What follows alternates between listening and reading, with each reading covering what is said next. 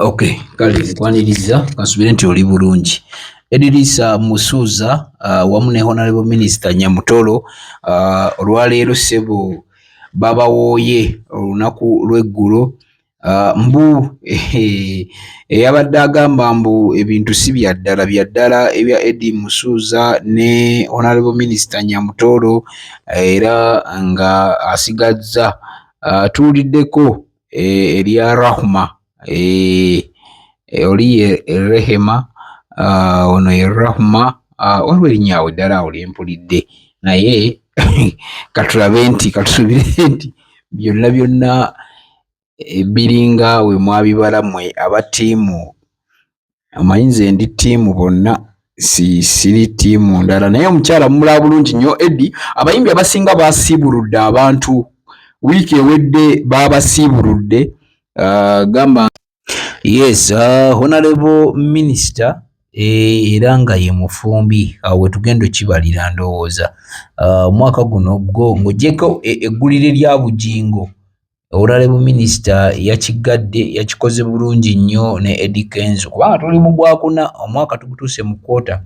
Honorable Minister Nyamatoro era kyenyinza okugamba nti bwe yali mu Parliament juzi ebimu bye yasinga okussaako essira copyright law ey'abayimbi era tujjukira bulungi nnyo nti baakyalako mu Parliament ne babeera waggulu eri Right Honorable Speaker n'atuuka n'obagamba nti temukkirizibwa wano. The President for yet again capitalizing on the energies that the young people have to offer when centralized in the development process.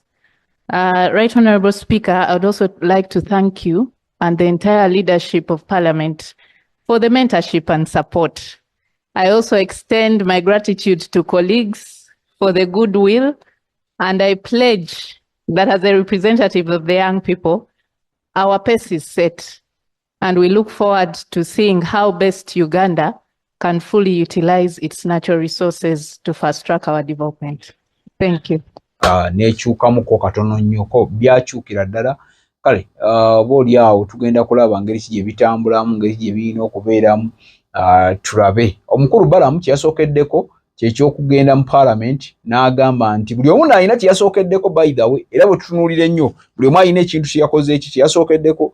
Onayo Balamu Balugahale alina kyeyasookeddeko n'agamba nti ye kyayagala list abaana abasibe bonna ba National Unity Platform kubanga tubadde ebbanga lene tugamba free all political prisoner free all. Balamu n'agenda n'agamba nti njagala mumpe list njitwale ewani ewa President Museveni.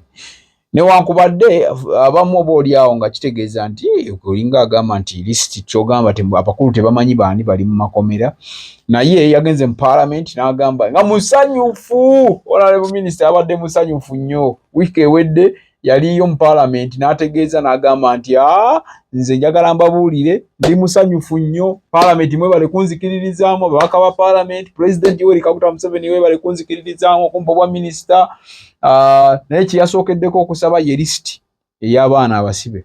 Tujjukira bulungi nnyo nti waliwo kansala yava e Masaka n'avaayo n'ayogera mu lujjudde lw'abantu era n'asaba President Museveni n'amusaba ye n'akyuka n'amugamba nti asaba bakyuse bate abaana bonna. By the way njagala babuulira abatasibwangako baffe baatusiba dda naye njagala okubabuulira nti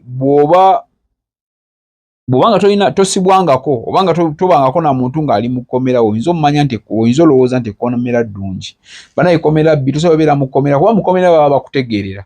Omuntu yenna ali mu kkomera oba tategeera ffe abali ebweru ffe tutegeerera abali munda okitegeera bulungi nnyo. So what I think ndowooza nti kyabadde kitukoledde bulungi nnyo okubeera nga tulina we tutuuse oba tubaako ne bye tukola naddala ekikwatagana n'ekyokuta baganda baffe bali mu makomera.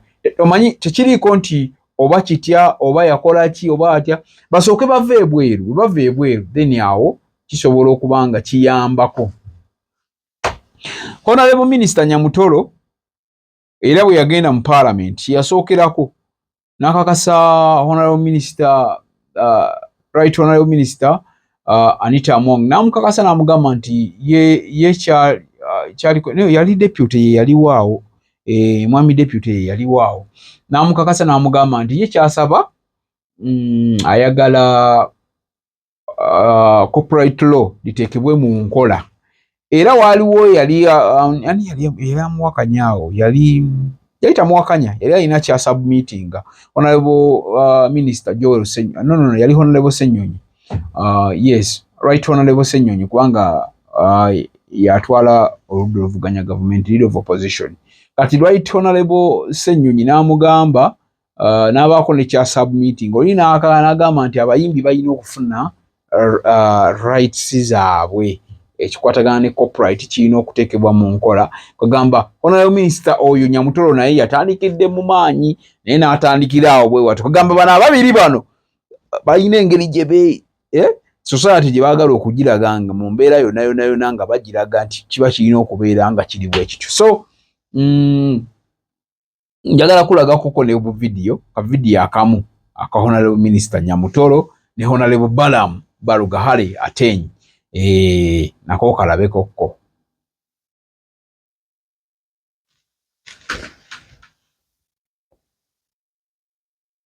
Gwe omuzadde eyitaze essomero erigenda okubangulira omwana wo nga muyeeya mukozi ate ayite ne first grade katukwanjulire Shehan Standard Day and Boarding Primary School abagenda okuteeka ebyensoma by'omwana wo ku mutendera ogusingira ddala empisa eddiini ebyemizannyo n'obuyiiya bwonna tubikulembereza ddala ng'ate ebyokulya n'ebyensula bya mulembe ddala tulira n'entambula eri abayizi abaviira ewala gwe ate omuzadde eyandiyagadde omwana wo okuyita ne first grade totunula obulala wonna okwewandiisa kugendera ddala maaso okuva ku nassale paka ku kibiina ekyomusanvu day ne boarding ng'ate n'ebisale birungi ate bisobokera ddala jjukira nti requirements zonna omwana wo azisanga ku ssomero tusangibwa Lubaga mu Bulwa zone okuliraana 24/7 motel gwe ayagala okumanya ebisingawo tukubire ku noti 773 73 359 ne noti 757 noti 6 26 96 Shehan Standard Primary School.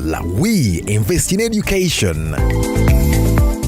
Tukwaniriza ku Mugisha Nandi Tours and Travel. Oyagala kusoma, kulambulako, oba kutambula na mwagalwawo. Tukukolera ku students visa. Munsinga Canada, America, German, Netherlands, n'endala nyingi. Ategwe visa yalema. Mugisha Nandi Tours and Travel. Ky'ekyokuddamu kyo. Tulina obumanyirivu mu by'okukola ku visa. N'osobola okutambula. Tukuwa n'amagezi gawandyagadde okukolera e Bulaaya. Mugisha Nandi Tours and Travel. Ekuyamba okkulungamya okufuna obutuuze tulambuza saako n'okufunira ebifo eby'omulembe aw'okusula n'okukyakalira mu Uganda tusange ku Kalungu Building okuliraana City Square Kampala Road Level 4 Room 1 okumanya ebisingawo tukubireko